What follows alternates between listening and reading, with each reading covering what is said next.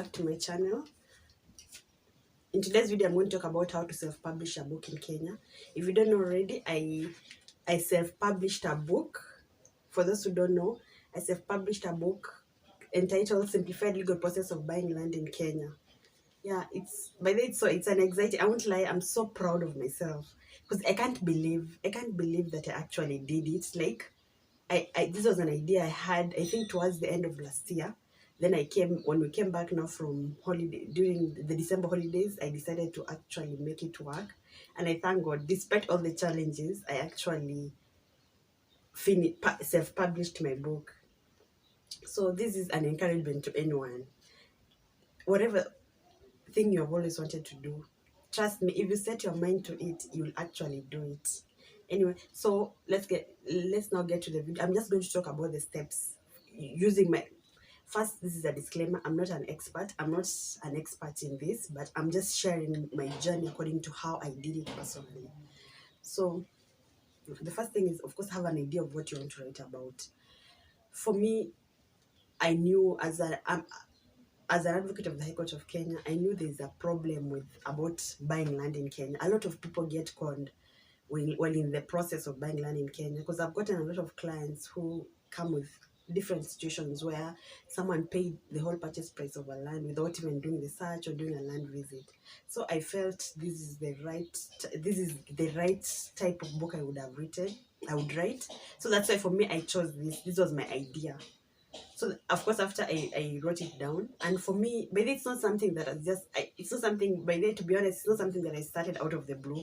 I'd already, like, if you have been following my videos, you know I've shot a lot of content regarding to lands. For instance, mistakes people make while buying land, beginners guide to buying land. Even in my law firm website, I have content on land.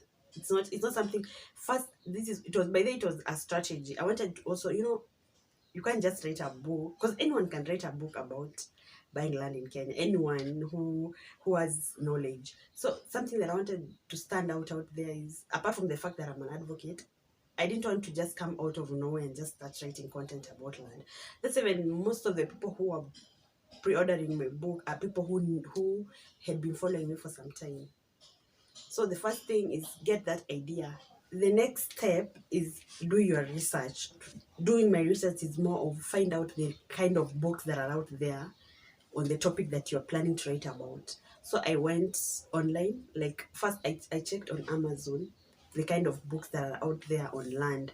But then I discovered, yeah, there are a few books. I saw a few books on land. But for me now, the thing that I wanted to separate me from that is the fact that I wanted my book to be simplified, like in a way that even my grandmother in the village, if the book was translated to the language she could understand, because of course my grandmother can't read in English, but I'm just saying, for instance, if my book would be translated to Kalenjin, my grandmother could understand it, like, so simplified. So that's something that I wanted to stand out from my book. That's why I made sure, if you look at my book, it's not a huge book. I'm not saying that books that are this huge are bad, but I'm just saying my idea was I wanted a book that someone, because I'm trying to solve a problem here. So I don't want to make it, it's already, like, buying land already, the fact that people are being conned is already a hard thing. So I didn't want to make it like, for it to be complex. So I wanted it to be so simplified. So when I did my research, I found that there are books, but most of the books were not like strictly on buying land alone, or they were more complex. So at least I knew I had a chance. You have to also make sure when you're doing your research, what makes your book stand out. Like, why would someone buy your book and leave the other book that is also in the same context as yours? So that was the second thing I did. Then at least now from then, I realized there was a market for my book. Then I got down to writing. That's now the hardest part. You have the idea, yeah, but now you want the book at least to capture almost everything. Luckily, I know, of course, there are people, luckily for me, through the sharing of content through my website and this channel, at least I had an idea of what people who were, like, most of the questions where they're coming from people who could comment or reach out through my email. So at least I had an idea of what people really wanted to know. That's why if you look at the topics that I wrote down. First, the first thing I knew is there are mistakes people could make. That's even the first topic of my book is mistakes people make while buying land in Kenya. Then I also knew, like for instance, there's something, if you're not aware, currently all land titles are being changed to be in accordance to the Land Registration Act 2012. Because most of the titles they were in different acts. Some are under RLA, others are TS. So there's a process that's ongoing right now. So I also saw that as an opportunity. So that's why there's also a chapter on that on my book. So that's now on the writing part. Then the next thing I did was get a person to design my book cover. The person is going to design my book cover.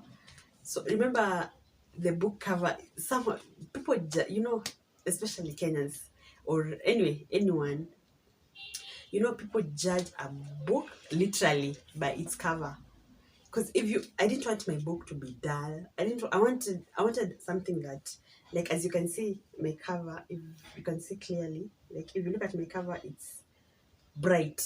It's bright. It's something that, I wanted something that if my book is on the shelves, or even if I've posted it online, it's something that someone would want to look at it twice. I didn't want also the book to be, because what I've realized from being a book buyer, a person who buys books also, is that when I go to, maybe let's say, textbook center, and I'm looking for a book, the first thing that attracts you to a book is the cover. Like, its cover, that's the first thing that will take you towards a book. Then the title, of course, the author, the rest. But no, that's why I wanted to make sure my book cover was. So, like, how I got the person who designed my book cover is, I had the person who, luckily enough, the person who designed my website, my law firm website, hooked me up with a book cover designer. So he's the one who designed my cover, and I think he did a pretty good job. I think I'm like happy with my book cover. I'm happy with it. I'm content with it. After now, book cover is now pre-orders. Through my research, I knew that there's that opportunity of having a book pre-ordered, so that I didn't want to use my own money in now paying for everything, the editor, printing, the editor, printing, and all those things that involves publishing a book.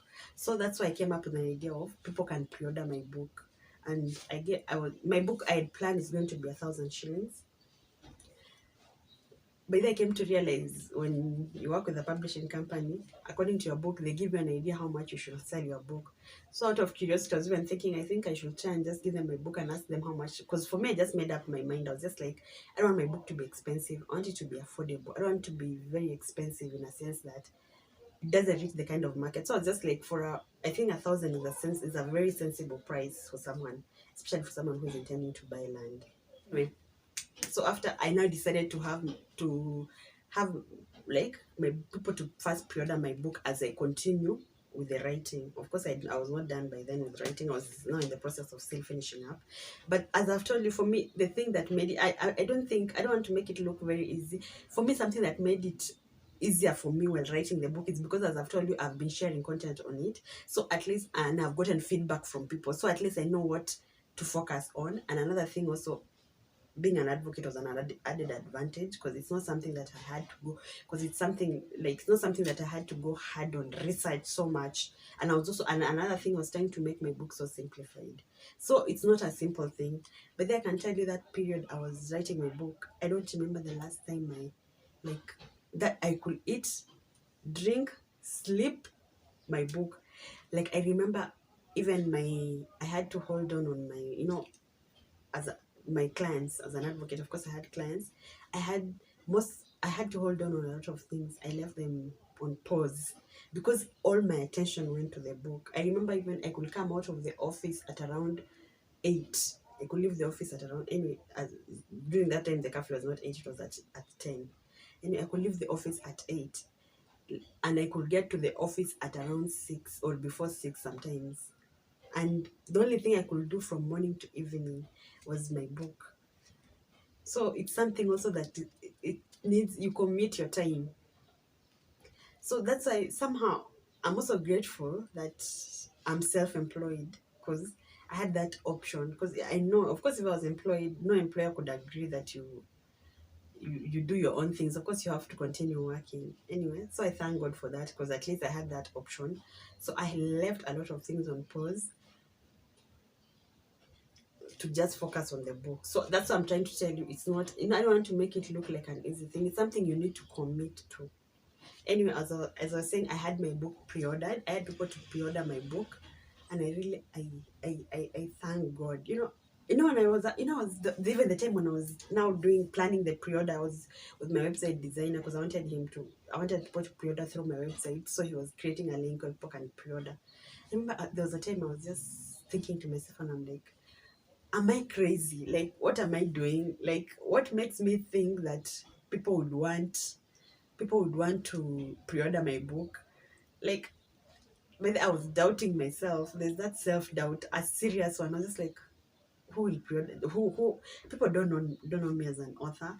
Anyway, thankfully, when I put my book for pre-order, a lot of people pre-ordered my book. I could, I, people could pre-order. If you pre-order, I could get it a notification via my email. God, I was so happy. Sometimes you find like in a good day, you find like even 8 people have pre-ordered your book, and you're not like, oh God, I was so grateful. I was so much grateful. That thing even put pressure on me. It puts pressure on you to deliver. And because I remember when I was doing my book, my biggest fear was people to criticize my book, like people to be like, my book is. But I remember I talked to some senior advocate. Also, by then I also had support. There's a senior advocate who was so helpful. I don't know. I don't think I should mention his name. Maybe he's not. I've not asked him if I could mention his name, but I don't want to mention his name without asking him. Anyway, that senior advocate was very helpful. He also publishes books, so he was the one, by the way, what I could talk to whenever I was scared. Like, I remember I was telling him, no, this part where I'm like, oh God, I'm so scared. What if people get my book and they're like, it's not. Then he was like, no, a person should not criticize you if they don't have a book on the shelf. And of course, you can't please everyone. And by that was so true. I remember even there was a time I was looking, everyone knows because Zulu. I think everyone knows because Zulu. I remember there was a time I was just I was just like, because at least I know he's a Kenyan author and he has a good following. Then I was just like, let me go and see reviews of his book. Then I went to Amazon. I was seeing the review of his book, Drunk. Do you know, I was seeing some people are putting very negative reviews. If then by then it hit me, like, not everyone is going to like your book. Just like me, the books I've bought, there's some books you buy out of what people. Maybe there is one for a very famous author that a lot of people are talking about it. Then for me, after buying the book, I didn't like it. Like, it wasn't according to what I was expecting, which is okay, because we are different. People are different. So that's the thing that kept me, because I was like, you can't please everyone. Of course, there are people who are not happy with how I wrote my book. There are people who are okay with it. But the thing is, you can't, like, cater to everyone's interest. But the the positive reviews I get are the ones that I'm so glad, because my point was, I want to impact. I want my book to help someone.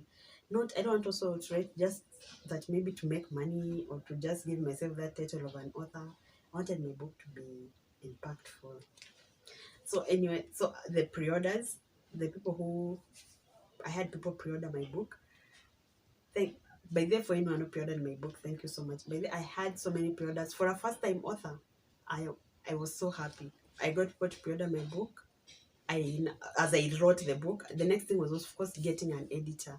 Luckily enough, I remember when before I got admitted to be an advocate of the High Court of Kenya, I have a friend, but again, I don't want to mention names because I haven't asked these people if I can. So I have a friend who I used to do legal writing for, like legal stuff. That thing. It was a side hustle. I think for no legal academic writing for. So, and we became friends. And I know he's a lecturer. So I asked him. I told him that I'm in the process of writing a book, and also him. I knew he was in a better position because I think also he has written books. He has published books. Yeah. because also him has published books. So I was like, I'm looking for an editor. Someone to edit my book, and I don't want an advocate, because I've written my book from an advocate's perspective. So because my book, as the title says, simplified, I wanted a non-lawyer to edit my book. A non-lawyer editing my book will mean like he'll simplify it more. By then he changed a lot of things. Sometimes I was using some legal jargons here and there. So that's why I wanted an editor who's not a lawyer. So anyway, luckily enough, he got me an editor. He told me there's this very good editor. He's also a lecturer at Egerton, and he's doing his PhD on English and literature. But then he did a perfect job. He did a very good job. We worked together well. He wasn't expensive, very expensive, and we worked perfectly together. And then after getting my editor, my editor edited my book. Then now there's now the process of getting ISBN. ISBN, for those who don't know, it's this number that you put at the end of the book. It's an international number that shows that you're the author of this book. So, and you can only get at the Kenya National Library. So I applied for it. Luckily enough, you can do it online. But then I did it online. I just applied it online. You create your page, you apply it, and then I got the ISBN via email. But now the requirement is you have to take 2 books to the Kenya National Library, which I already did. And then the next thing was also getting then I got the copyright. Luckily also it's something that you apply it online, so I did that, and I got my copyright. Then after everything, now the next part now was launching the book. That's when now, let me tell you, that was the hardest part for me, because I remember because of Corona, you find you're hiring a place at this amount, but you can be limited to this number of people. So it doesn't make economic sense, because you'll pay a lot of money for a venue and you're limited to this amount of people. So that's why by then I almost cancelled it. As of course, the purpose of the book launch is, apart from putting your book out there, is also so that you can make sales. It won't make economic sense if you launch your book and you don't make any sales, or because you've spent money for that launch. That is when I settled for the online launch. So by the admin, I was doing them during a limited time. I think I announced my book launch almost a week to the launch. I announced my book launch a week. Can you believe it? A week, which I don't advise. I think if you're announcing whether online or physical launch, it should be at least even 3 months is good, so that at least you can reach a wider audience. For me, I did mine within, I think, 2 weeks. That's why I thank God. I thank God. That's why for me, I was so proud of myself, because I did this thing within a small span of time. Anyway, I won't lie. I don't want to lie to you that you can think of an idea and then you do it. My idea was towards the end of last year is when I decided to actually write a book on land. But dealing with issues with land, that's why, as I've told you, I did articles. Almost the whole of last year I was doing articles on land, videos on land. So that's why I think it made things easier for me. But I thank God. I remember after the launch, I was feeling so satisfied, so proud of myself. And I thank everyone who joined in the online launch, despite the fact that I announced it like 2 weeks. It was, I think, 2 weeks to the launch. And that is, but I think I'll share more content in depth. I was thinking I can be shared. So if you have any questions on self-publishing, this is more, I was just sharing my journey. But with time, I can be sharing an in-depth of every, like, how to get a copyright step by step, how to get an ISBN step by step, how to put your idea into a book. I can do it now as a whole video in details, but I was just sharing how I self-published my book, and I'm so happy. Thank you for everyone who has bought my book. If you haven't bought my book yet and you're interested in buying it, I will put the details here, on the number you can call or text here on the screen, and also on the description box I'm going to put a link that you can follow. So thank you so much for watching this video, and thank you so much for everyone who has been supportive in this journey. I hope this will help anyone. My point of sharing by this, not like, yeah, of course, I won't lie, you also want to market your book, but the main point is so that for anyone who has wanted to write a book in Kenya, at least you can have an idea of how you can go about it here in Kenya. And if you can also, so that, and also to show you that you can also self-publish your book. So thank you so much. See you in my next video. Okay, I'll be, before I sign out, I'll be sharing, I think because I'll be sharing content on self-publishing I'll be sharing it every Friday. So look out for content for self-publishing, writing a book every Friday. Because there are a lot of things go into writing a book. That's why I can't do it in one video. But I hope this video has been helpful. Please don't forget to share this video, subscribe, and also in the comment section you can ask any questions you want. Thank you so much.